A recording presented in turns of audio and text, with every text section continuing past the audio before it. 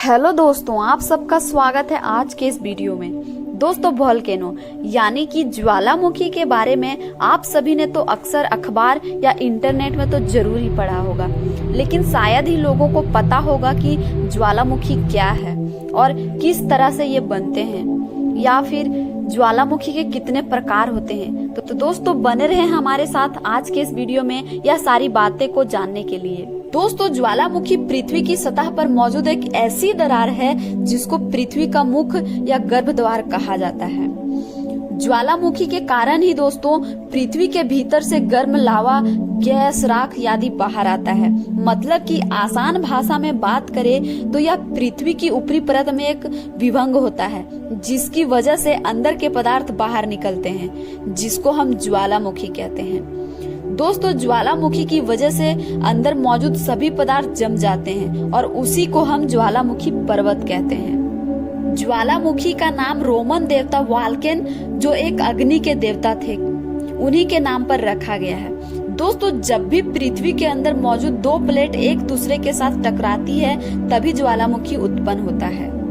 हवाई द्वीप पर मौजूद ज्वालामुखी हमारी पृथ्वी पर मौजूद सबसे बड़ा ज्वालामुखी पर्वत है।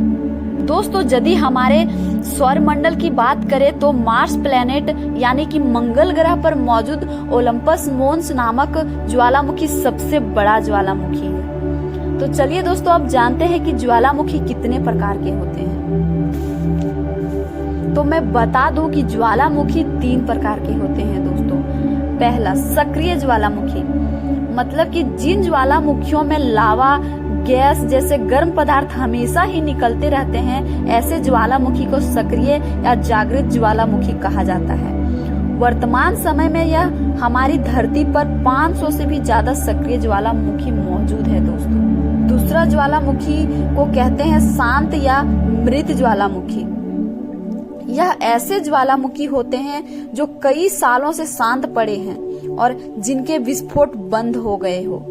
ऐसे ज्वालामुखी में बर्मा का पोपा ज्वालामुखी, अफ्रीका का किलिमंजारो ज्वालामुखी, दक्षिण अमेरिका का चिमराजो ज्वालामुखी, हवाई द्वीप का मिनाको ज्वालामुखी और ईरान का कोह सुल्तान जैसे ज्वालामुखी शामिल है। दोस्तों, तीसरा सुस्त या निद्रित ज्वालामुखी होता है। यह एक तरह के मृत ज्वालामुखी की तरह ही होता है, जो कई सालों से मृत यानी कि शांत अवस्था में पड़े होते हैं, लेकिन ऐसी ज्वालामुखियों की जागृत होने की संभावनाएं होती है।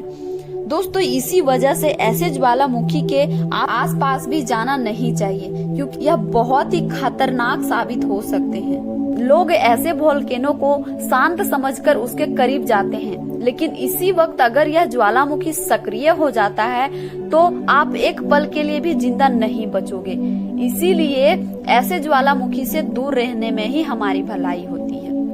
दोस्तों, जावा का सुमात्रा के बीच क्राकाटोवा नामक ज्वालामुखी है, जो कई सालों से शांत पड़ा है, जिसको सुस्त ज्वालामुखी में ही शामिल किया गया था। लेकिन सन 1983 में एकाएक यह ज्वालामुखी सक्रिय हो जाता है। दोस्तों, इस ज्वालामुखी की वजह से समुद्र में बहुत ही भारी मात्रा में लहर उत्पन्न हुई थी, जो हवा में कई दूर तक फैली हुई थी।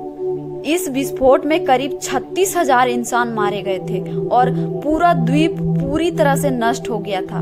दोस्तों, इस ज्वालामुखी से उड़ने वाली राख करीब 3 साल तक हवा में उड़ती रही थी। इसीलिए कहा जाता है कि डोरमेटो वोल्केनो बहुत ही खतरनाक ज्वालामुखी होता है। दोस्तों, अब हम जानते हैं कि ज्वालामुखी से क्या हमें प्रभाव पड़ता है। दोस्तों, ज्वालामुखी सभी जगह पर अलग अलग तरह का प्रभाव छोड़ता है। यह कितना खतरनाक हो सकता है, इसका एक उदाहरण तो हमने डोरमेटो वोल्केनो का तो देखा ही।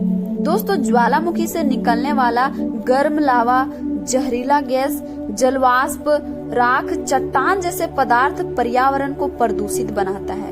इसी वजह से आसपास की सभी जमीन कृषि करने के लायक नहीं बचती है। दोस्तों, ज्वालामुखी की वजह से समुद्र में सुनामी आता है, जिसकी वजह से आसपास के गांव और शहर तबाह हो जाते हैं। तो दोस्तों, आज का वीडियो यहीं तक। अगर वीडियो अच्छी लगी हो तो इसे एक लाइक कीजिएगा और ऐसी ही जानकारी पाने के लिए हमारे इस चैनल को सब्सक्राइब कर लीजिएगा।